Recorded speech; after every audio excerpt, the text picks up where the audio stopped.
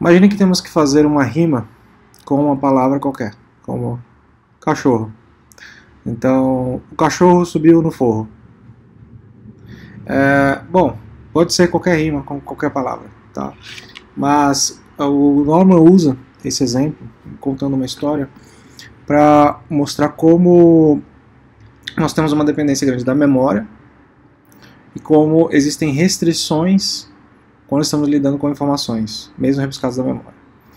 Pensa que se essa mesma tarefa de formular uma rima for repassada a pessoas de escolaridades diferentes, uma pessoa que não possua um repertório grande de palavras pode ter dificuldade para montar isso. Tá? Então, não é apenas o aspecto cultural, mas também o background de memória, e aí quando memória também está relacionada ao conhecimento que ela tem guardado, a educação ou qualquer outra coisa nesse sentido, que vai nos permitir trabalhar com elementos qualitativos. Muito interessante esse aspecto porque todas as pessoas são diferentes, todo mundo pensa diferente, então é possível que nessa frase de rima qualquer que você pensar, com um número N de pessoas, você também obtenha N resultados diferentes.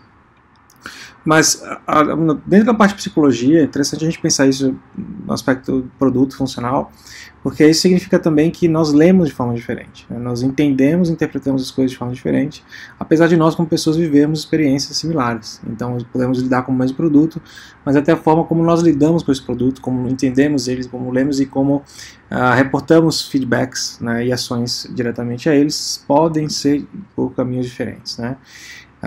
Em uma escala geométrica, em que N ações podem ter N milhares de possibilidades.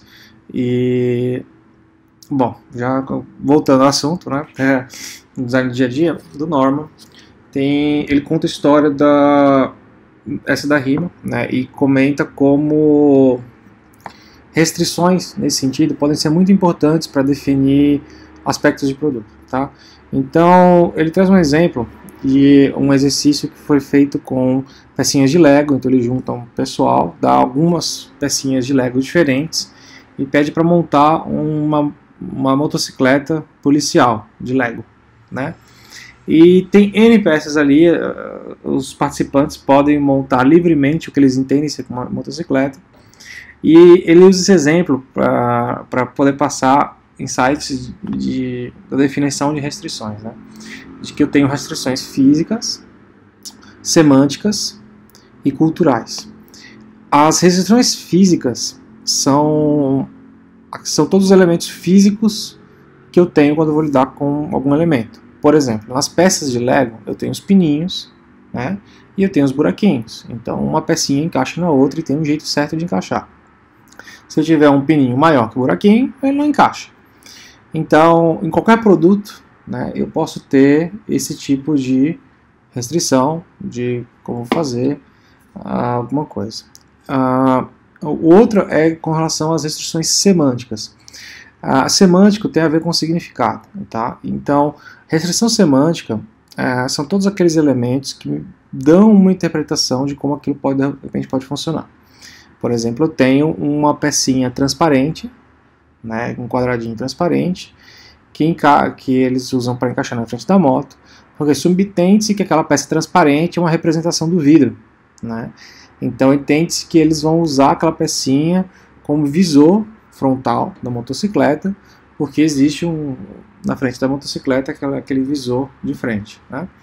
Então esse é um aspecto semântico, é uma restrição semântica, porque quando eu for lidar, poxa, eu quero encaixar essa peça para construir a moto, eu tenho essa peça transparente, posso usar ela como vidro. Então, essa característica da pecinha me carrega um significado, né, um símbolo para mim, que me facilita a interpretação de como eu vou montar livremente. Ainda que seja livre, né, eu poderia usar ela em qualquer lugar. Mas ela me age como uma restrição, porque não faria muito sentido usar essa peça vertical, quadrada, com um banco, né, que a pessoa não pode sentar. Então, é importante perceber como a gente relaciona as coisas da nossa memória, o que a gente aprendeu, né, o que a gente entende como correto. Eu quero montar o banco da motocicleta, eu quero montar a parte frontal da motocicleta. E vou usar essa peça que me dá restrições automáticas. Eu não paro para pensar nisso, né? É automático, as características desse elemento me trazem. E a outra são restrições culturais. Por exemplo, digamos que uma pessoa mora num país em que essas motocicletas são na verdade triciclos. E daí ela vai tentar usar 3 rodas para montar uma, né? A roda gira, não é o aspecto semântico dela, mas é uma restrição cultural. Ele diria, poxa, como é que eu vou montar uma motocicleta policial se eu só tenho 2 rodas? Porque de repente na cultura dela ela tem o conhecimento que é um triciclo, né? Então, pensa que em países como a Colômbia ou nos Estados Unidos existem muitos táxis que são amarelos, e você pode tomar isso como padrão. Aí alguém chega no Brasil e fica perdido, poxa, não, os táxis são brancos ou tem de várias cores. Então, assim, são 3 elementos de restrição, e na prática, no dia a dia, isso funciona, mas sem a gente perceber. Por exemplo, digamos que no meu design system eu tenho um elemento chamado switch, né?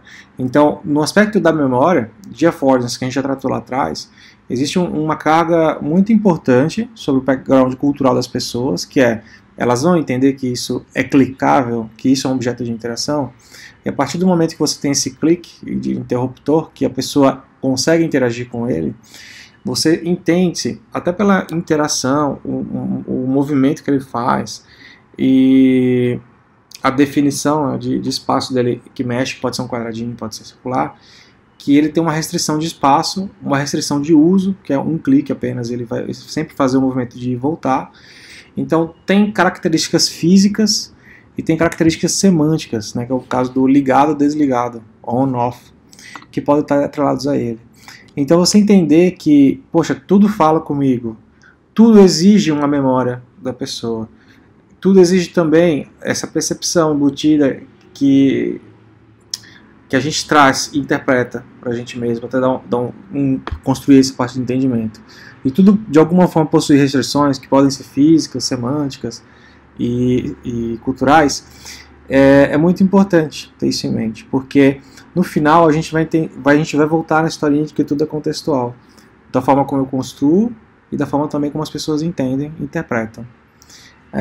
Essa é uma das coisas importantes também para se ter em mente ao fazer testes de usabilidade, né? Você verá que esse é outro motivo pelo qual o teste é muito importante. Então, ter esse tipo de acepção sobre pessoas, né, sem fazer acepção sobre pessoas, mas tentar perceber que tipo de acepção é possível fazer com o público-alvo ou as pessoas com quem você trabalha, nesse aspecto de entendimento cultural, é bastante importante. Que tipo de restrições são percebidas naturalmente, sem as pessoas falarem? Se a gente consegue ver isso através de observação, é um aspecto bem interessante e eu acredito que bem desafiador se estivermos falando de produtos digitais, especialmente os multifuncionais ou com multiplicidade de telas, né, ou multimodais.